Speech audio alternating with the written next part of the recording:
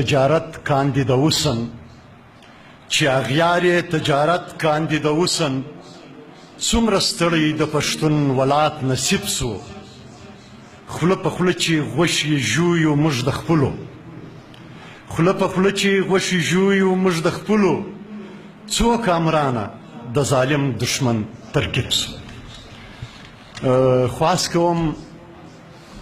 د پښتو ژبې خصوصا د افغانستان د تاریخ څېړونکي او پر سیاسي موضوعاتو لاسبری څوک چې تر اوسه پورې د افغانستان تاریخي پیشلیک په څو ټوکه کې وړاندې کړی دی او ډېر کارونه بلا کارونه یې تر لاس لاندې دي او په خصوصیت سره د پروفیسر راز محمد راز سره پر 40 کلونو د ده ملګري د ده تګ راتګ او ډېر څه د راز په اړه باندې دی لرم ځکه چې راز چې په ناجوړۍ کې 15 کاله په کومه د همت باندې د خپلې دې داسې یو بدې ناجوړۍ سره مخامخ و په هغه کې هم د محترم شخصیت هراړخیزه د راز صاحب مرکې یې وکړلې انټرویو یې وکړلې مختلف بحثونه یې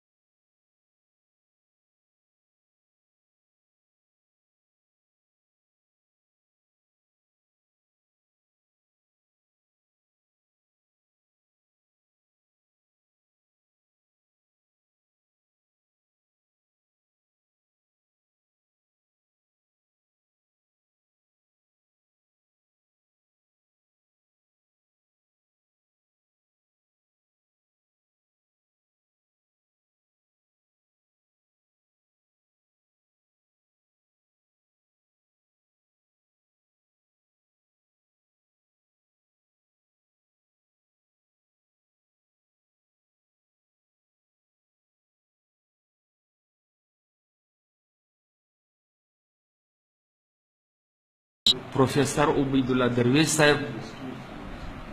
درنو برخوالو السلام علیکم ورحمت الله وبرکاته ما ته پرون بلنه راکول سوې ده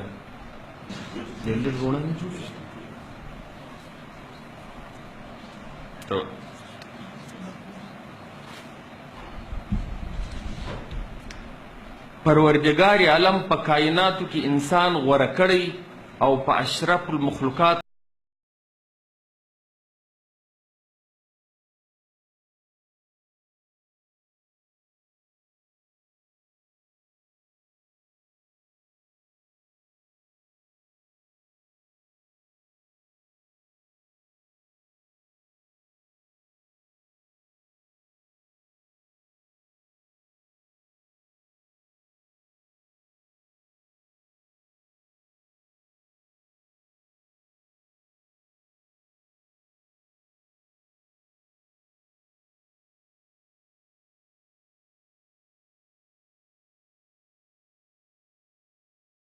کمرانی او بریالیتوب او جمعراج ته ځان رسولی سي په انساني ټولنه کې هغه انسانان په لوړ کردار پسوللي یا با کرداره بلل کیږي چې د زړه و خولې لارې یوه وي شاړې نړۍ ته د انسان نزول پروردګار عالم په دې موخه ترسره کړی دی چې دا سیاره انسان د خپل عقل و فکر او شعور په وسیله سمسوره او د عبادت ټاټوبی وګرځوي د حضرت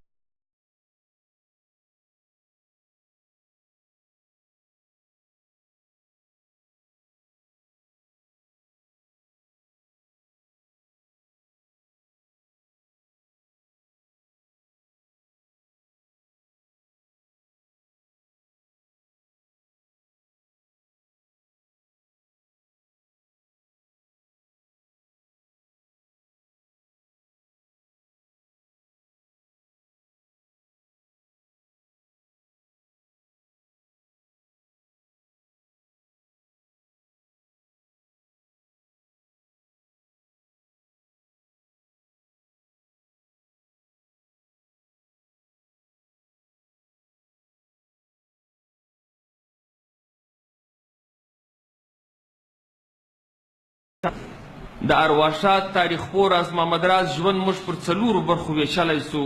اول راز د یو استاد په توګه، دویم راز د یو دوست په توګه، دریم راز د یو لیکوال په توګه. پکار دا ده چې د راز د ژوندانه پر هر اړخ باندې د امکان تر حده باندې څېړنه وسي. د پښین د قبایلي مخکش د ده د پلار ملک محمد خان د کورنۍ سره زموږ د کورنۍ صمیمانه او مخلصانه اړیکې اوږد تاریخي شالید یا پس منظر لري. کله چې انګلیسي ځواک د میجر جنرال انګلینډ په مخکشي پر 28 مارچ 1842 د کوټې څخه د کندهار پر لور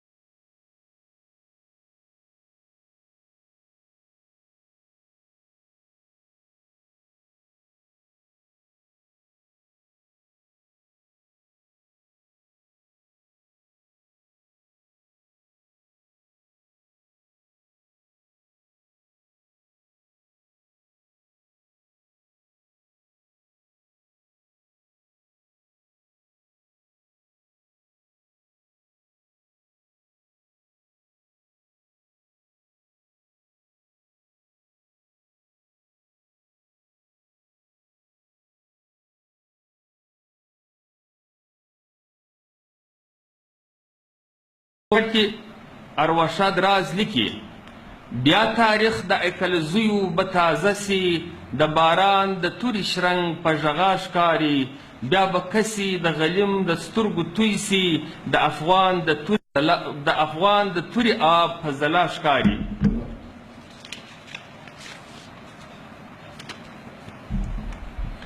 رسالدار میجر د دوستۍ دې اړیکو ته دومره ژورتیا او قربت ورکړ چې د ژوندانه هیڅ ډول ناخوالو نکو سره بیل. پر خانداني اړیکو به سربیره ما د راز سره ادبي پیوستون درلود. د کالج په پیر کې به کوټې و پښین ته تګ و راتګ سره کاوه او په ادبي بانډارونو کې به سره یوځای کېدلو. هغه نه ده چې د سیمې یو علمي